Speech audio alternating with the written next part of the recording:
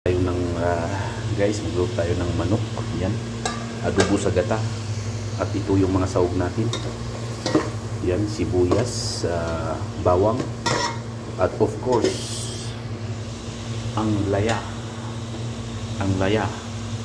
na durog.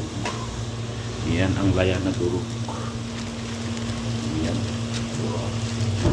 lagyan natin ng ang tanga-tanga damdama adik. Lagyan natin ng 1.5 million luya. Ayan. Medyo manghang-hang siya. Oh. Ayan. Hintay natin mag-golden brown. Yung ano, saka natin lagay yung manok. Lagyan natin sa gata guys. Ayan. Pangtanggal ng langsado yan. Yan yan, luya.